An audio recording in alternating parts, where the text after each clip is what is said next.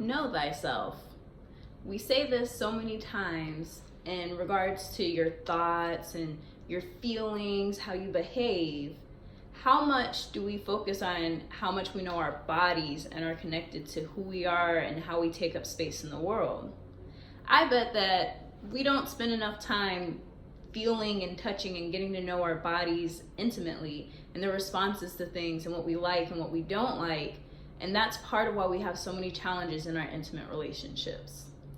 I'm Latia, and I'm excited to share the idea of sex and sexuality, owning your identity, and being free in your expression of who you are, however you see fit. We are creative people, and we have the chance to author our lives if we would take the time and figure out what we want.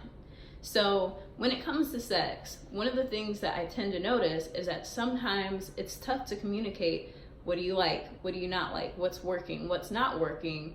And one of the fundamental challenges in this space is that we don't know ourselves. If you don't know how to turn yourself on, it prevents you from having the language for communicating that to someone else. If you don't know how to give yourself an orgasm, how is someone else going to be able to provide it for you? So when we start off from a space of not knowing ourselves, then it creates this expectation and pressure on the other person to be even more attentive, in tune, aware, and knowledgeable, because they have to make up for our lack of knowledge or our ignorance.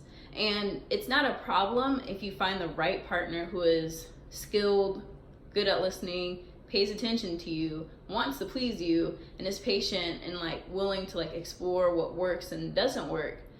And if you're not so lucky, then you might end up thinking, he doesn't care, it takes too long for me to get off, it's not gonna happen.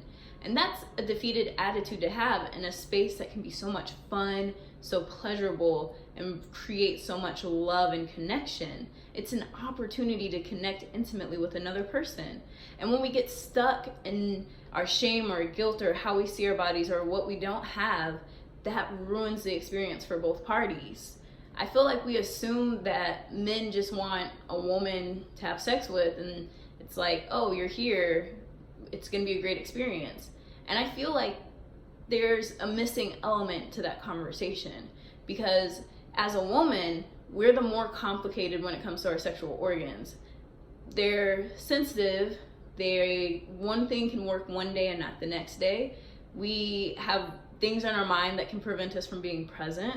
There's so many elements and variables with a woman where it's a challenge for us to get there. Whereas I've heard that men respond to women in heat. So if the woman is turned on and excited and passionate and ready to go, then the man is just responding to her turn on and is ready to engage.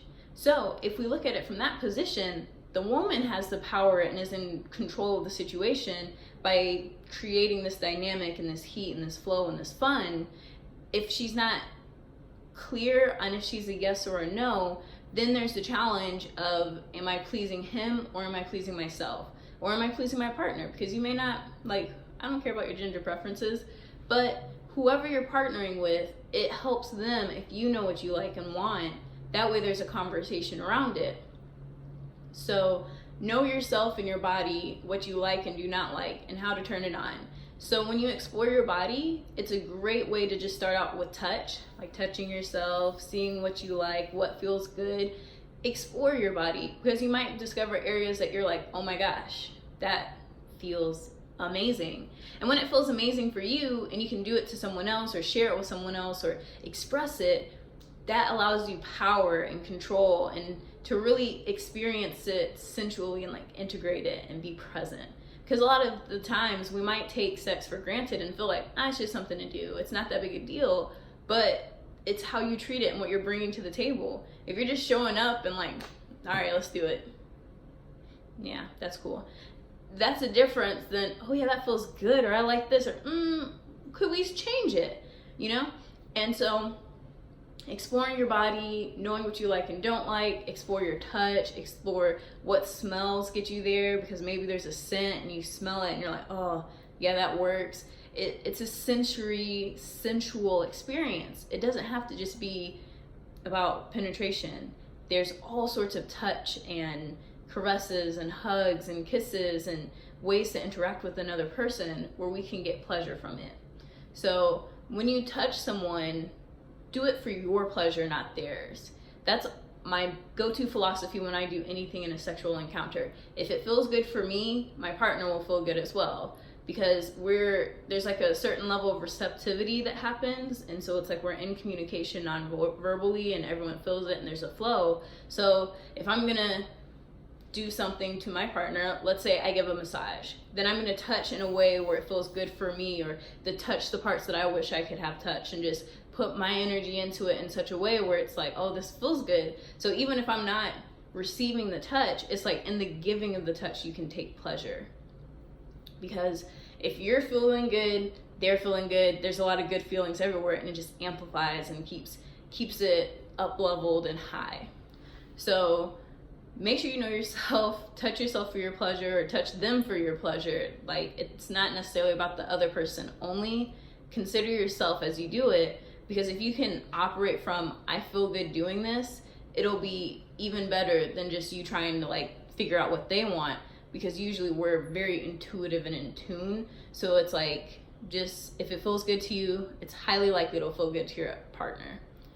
Then besides that, it's about, let's find constructive ways of communicating with our partners. I know it can be tough to give negative feedback, if you will. So to critique someone and to say they're not performing well can be a challenge. And this is a challenge not because it's hard to say, you didn't do that right, I don't like that, let's do this. It's a challenge because I believe we've been taught to communicate negative news in such a way that it becomes unproductive rather than it being a constructive addition to the conversation. So a lot of times when people have conversations about sex and partners that don't work, it becomes a competition of bashing the other person. So, you know, there's a lady talking to her girlfriends about her boyfriend. Oh my gosh, I'm gonna break up with him. He sucks. He got a little dick anyways. Who cares? Like, I don't need that. Okay, so you're gonna attack penis size, which is something that he can't handle. So then maybe the guy is like, man, she flat chested, she ain't got no booty, she ain't got curves, she built like a little boy, like who wants that? And then it's like, so now you're attacking her body because you're upset about something else. So we go for these attacks that are personal, we can't change them, and could be insecurities to the other person, instead of having a constructive conversation. Because it's not the size of the boat, but the motion of the ocean. And that is for both people in every attribute that you have, because we think that like, oh, you know, women only want something big and strong, and men only want like the curvaceous, voluptuous women, and all of these preconceived notions that we have that we don't need to bring to the table. That does not have to be part of the discussion. What people like is confidence. Those people who are owning their curves and their bodies wherever they're at, where it's like, I don't care if you like me or not. I'm fierce, I am fabulous, I am amazing. And when you truly feel that every part of you is okay and acceptable and loved, and you celebrate yourself and you take that confidence into the bedroom, your partner will be blown away. Because now it's no longer, oh, do you like me? Oh, don't look at me. Oh my gosh, I'm so uncomfortable. Like, oh, I just don't want to be here. Let's hurry up and get this over with. Now it's like, oh no, bask in the glory of all that is me. Aren't I fierce and fabulous? Don't you feel blessed to be in my presence? How can we have fun and we both feel good at the end of this? And if you're just selfish and you just want all the pleasure, sometimes that's exactly what the other person wants. I feel like we don't give people enough credit in their ability to serve and be generous and want other people to feel good too. And if we can open up to the possibility that maybe I'm the one who's creating some walls and tensions with my stress and insecurities, and if I just trust that I'm enough as I am and I practice owning it, I can show up powerfully in my divine, in my wholeness, in my fun and joy, instead of showing up ready for it to end. Because if you're waiting for something to be over and you're just like, oh, hurry up, get it done, I just got stuff to do, I can't do this, like, oh, it's taking forever, oh my gosh, like, oh, why can't you just get off? Why can't I just get off? Why can't we all just get off? Why can't it just be faster? And it's just like, no wonder you're not having fun. You're treating it like a business. It's like, this is a meeting and we need to hurry up and do this, and then we can go off on our ways. Thank you very much. Like, that's why things are so transactional. We think it's F or BF. Like, let's make love. Let's connect. Let's have experiences that are sensual and fun. I've had lots of sexual experiences in my life, and I like to look at them as whirlwind romances. I meet someone, we connect, we have fun or not, and we either reconnect or not. And it's like, oh, that was great. I'm glad we had this experience. Instead of it feeling like heavy or down or shame, it's like, I created shame because people told me to. It's like, oh, you should be ashamed of yourself. People are gossiping about you. Yeah, that is shameful, right? Just stop talking about me. Don't worry about what I do. It's my body. But we're all in different places. But as long as you know yourself and you can own all of your body and you can find your comfort, find your voice, and let's have constructive feedback. Let's operate on how can we do something differently that feels better instead of attacking someone's body and shaming them when we don't feel satisfied. Because we're all humans. We just want to be seen, appreciated, and loved. And it's not loving to make someone feel bad for how they look, because we're all dealing with struggles. And let's uplift and encourage one another and know this is just the start or a moment in time. And we can take it, extract the information, and make better actions in the future. So as long as we keep learning and growing and trying new things, anything is possible.